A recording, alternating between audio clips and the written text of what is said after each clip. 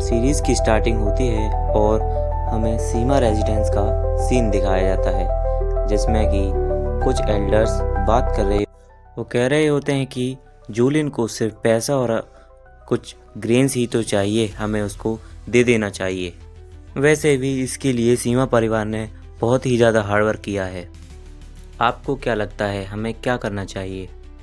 जिस पे हमारा मेन कैरेक्टर, जिसका नाम जोंदा होता है, वो कहता है कि जब भी सीरियस मैटर पे बात होती हैं तो वो केवल घिसी पिटी ही बातें होती हैं, जिससे मुझे तो नींद आने लगती है। और इससे तो मैं बहुत ज़्यादा बोल्ड बन रहा हूँ, मेरी सोच से भी ज़्यादा बोल्ड। और मेरा ये डिसीजन है कि उसे मार डाल। जिसे सुनकर तो एल्डर के हाथों से जेड गिरकर टूट जाता है, जिस पे जोंदा कहता है कि अगर हम उसे मार डालें तो सारी प्रॉब्लम ही सॉल्व हो जाएगी और फिर हमें परेशान होने की ज़रूरत भी नहीं रहेगी।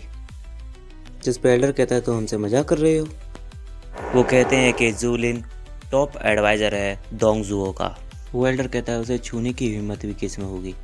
दूसरा एल्डर कहता है कि इतना ही नहीं, वो यहाँ पर भर्ती के लिए आया हुआ है।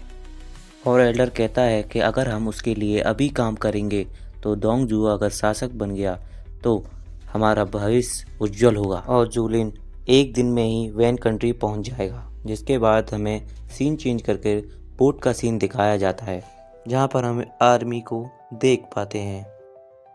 वो कह रहे होते हैं कि हम कुछ महीनों में हेनाई शहर के सभी जितने भी रिच फैमिली हैं वो हमसे जुड़ना चाहेंगी। जिसके बाद हमें बोट पर एक जनरल को दिखाया जाता है। वहाँ वो कहते हैं कि हमारी जियानंग सेना के लिए एफिशिएंट प्रोविज़न मिल चुके हैं। वहाँ हमें दो जनरल दिखाए जाते हैं, जिसमें से एक कहता है कि मिस्टर झाओ, लुआंग सिटी से लौटने के बाद हमें ज़रूरी प्रमोशन मिल जाएगा। लेकिन हेनाई कमांडरी में अभी भी सीमा परिवार ने हमसे शामिल होने से इनकार कर दिया है। वो कहता है कि ये जियानंग सेना के टॉप एडवाइज़र को कैसे मना कर सकते हैं। सीमा फैमिली हेनाई कमांडरी की सबसे रिच फैमिली है। जिस पर वो कहते हैं कि जिस जगह वो रहते हैं वहाँ गुआडोंग एनिमी आर्मी के लिए लुआंग तक पहुँचने के लिए बहुत ही ज़्यादा इम्पोर्टेंट हो जाता है।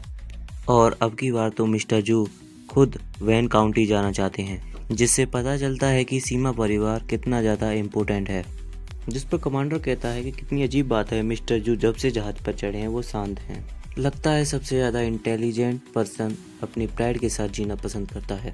जिसके बाद हमें सीमा रेजिडेंट का सीन दिखाया जाता है, जहाँ पता चलता है डोंगजुओ ने एम्परर पर कंट्रोल पाकर उनके कमांडर्स को भी कंट्रोल करता है, जिसमें उसके एडवाइज़र जूलिन और सेनापति लियू बू मदद करते हैं।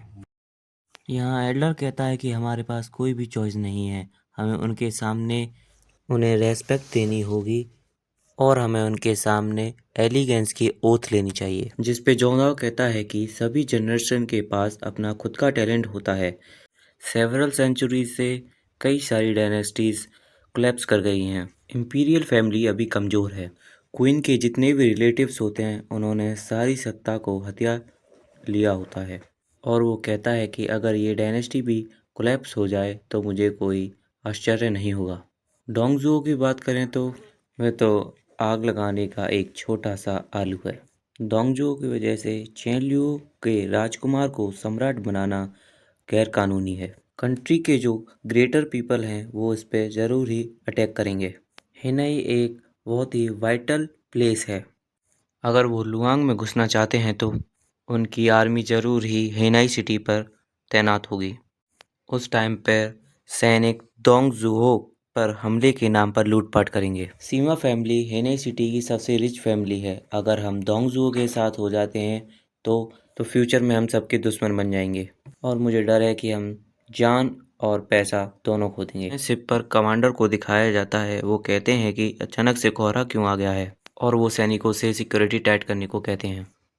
नाव चल रही होती है और तभी हमें एक लकड़ी को बहते हुए दिखाया जाता है और जैसे ही वो पास आता है हमें दिखाया जाता है कि वो बहुत सारी लकड़ियां हैं, जिससे नाव का बैलेंस भी बिगड़ने लगता है।